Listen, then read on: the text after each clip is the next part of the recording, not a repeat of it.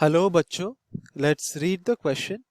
The question says a circuit consisting of a capacitor and an active resistance R is equal to 110 ohm connected in series is fed an alternating voltage with amplitude Vm is equal to 110 volts. In this case, the amplitude of steady state current is equal to Im is equal to 0.5 ampere. Find the phase difference between the current and the voltage fed. तो इस question को solve करने के लिए हम जो की concept use करेंगे, तो पहला कॉन्सेप्ट होगा the concept of phase difference कि फेज डिफरेंस एक्चुअली होता क्या है। पहले हम वो समझेंगे जिसको हम रिप्रेजेंट करते हैं एज फाई। और जो सेकंड कॉन्सेप्ट हम यूज करेंगे वो होगा हमारा relation that I M is equal to V M by impedance Z. तो अकॉर्डिंग टू द क्वेश्चन हमारे पास एक सीरीज आरसी सर्किट है जहां पर हमारा कैपेसिटर है, उसको उसके साथ सीरीज में कनेक्टेड है हमारा रेजिस्टेंस, और इसको हमने एक क्या किया है, एक ऑल्टरनेटिंग वोल्टेज सप्लाई किया है जिसका मैक्सिमम वोल्टेज का वैल्यू है Vm is equal to 110 volts. Rm resistance का वैल्यू हमको दिया गया 110 ओम और हमें दिया गया maximum value of current which is equal to 0.50 ampere. तो यहाँ पर ये हमारा 110 होगा, तो we can just make this correct कि हमारा रेजिस्टेंस का वैल्यू है 110 ओम। तो अगर हम अज्यूम करें कि हमारा कैपेसिटर और रेजिस्टर का जो कंबाइंड रेजिस्टेंस होगा, अगर उसको हम कंसीडर करें Z which is the value of impedance of the circuit, then हम कह सकते हैं कि मैक्सिमम करंट जो कि हमारे सर्किट में फ्लो करेगा वो कितना होगा, maximum voltage divided by the total resistance of the circuit which is impedance. तो इसको क्या लिख सकते हैं, we I M is equal to V M divided by impedance कितना होगा, सिंपली हो जाएगा R square plus 1 by omega C whole square whole to the power 1/2। और हमारा जो फेज डिफरेंस होगा tan फाई वो हो जाएगा simply equal to 1 by omega R C.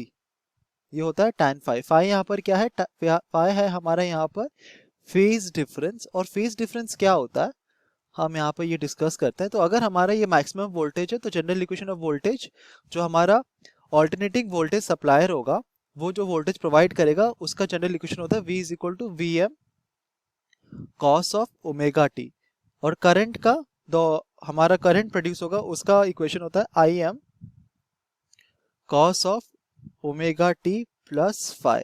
तो जो प्लस फाई हम यहाँ पर ऐड करें, जो एक्स्ट्रा हम यहाँ पर लिख सकते हैं, जो एक्स्ट्रा हम एंगल यहाँ पर ऐड कर रहे हैं टू द करंट, उसको हम बोलते हैं फेज डिफरेंस। फेज डिफरेंस मतलब अगर हमारे पास एक वोल्टेज का वेव है और एक करंट का वेव है, तो बाय कितना angle, by what angle does the current succeed और प्रिसीड द वोल्टेज वेव। तो कितने एंगल से हमारा जो करंट का वेव है, जो अगर ये हमारा करंट का वेव है, कितने एंगल से हमारा करंट का वेव हमारे वोल्टेज के वेव से आगे है कि पीछे है, वो हमारा डिफाइन करता है फेज डिफरेंस, जिसको हमें कैलकुलेट करना है। और इसमें फेज डिफरेंस का वैल्यू होता है tan phi is equal to 1 by omega R C. तो हमने फाइंड आउट किया था कि I M is equal to V M by R square plus 1 by omega C whole square to the power 1/2। तो अगर हम दोनों साइड्स को स्क्वायर करें तो हमको मिलेगा I M square is equal to V M square R square plus 1 by omega C whole square, या इसको हम लिख सकते हैं as R square plus 1 by omega C whole square is equal to V M square by I M square. तो अगर हम दोनों साइड्स को अभी 1 बाय आर स्क्वायर से मल्टीप्लाई करें, तो अगर हम 1 बाय आर स्क्वायर दोनों साइड में, लेफ्ट हैंड साइड और राइट हैंड साइड में मल्टीप्लाई करें, तो हमको क्या मिलेगा, ये सिंपली हो जाएगा 1 plus 1 by omega C R whole square is equal to V M square by I M square R M square. और इसको हम क्या लिख सकते हैं, तो ये हो जाएगा 1 by omega R C whole square is equal to V M by I M R whole square minus 1। तो अगर हम दोनों साइड में अब स्क्वायर रूट ले लेंगे तो हमको मिलेगा 1 by omega R C is simply equal to V M by I M R M के आर, जो भी हम लिख सकते हैं, तो यहाँ पर हम आर एम लिख सकते हैं, आर एम,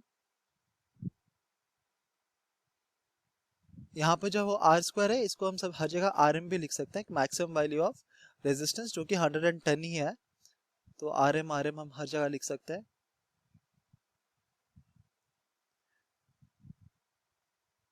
ये इसका होल स्क्वायर माइनस 1 का square root.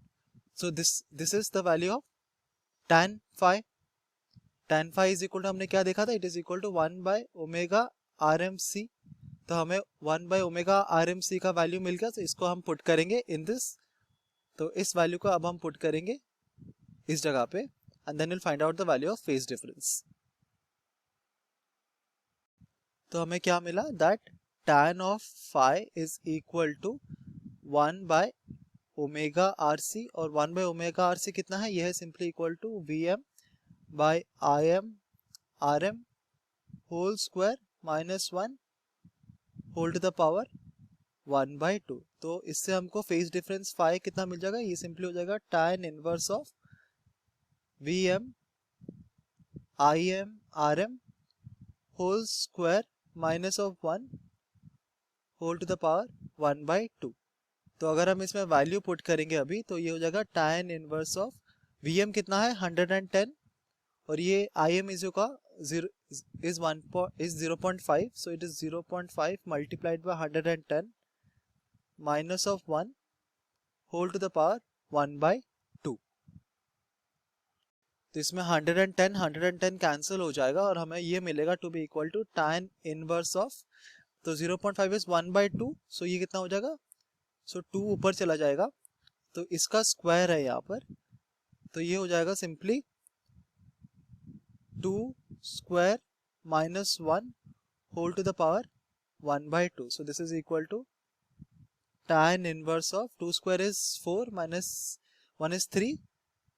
So it is tan inverse of root through, which is phi is equal to 60 degree. तो हम फाइंड आउट करते हैं कि हमारा जो करंट फेड है और वोल्टेज फेड है उसके बीच में जो हमारा फेज डिफरेंस होता है that is equal to 60 degrees. Hope you understood it well. Best of luck.